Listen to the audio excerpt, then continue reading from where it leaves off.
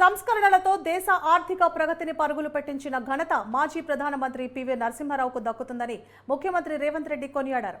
మాజీ ప్రధానమంత్రి పివి నరసింహారావు జయంతిని పురస్కరించుకొని ఢిల్లీలోని తన అధికారిక నివాసంలో పివి చిత్రపటానికి ముఖ్యమంత్రి రేవంత్ రెడ్డి పూలమాల వేసి నివాళులర్పించారు.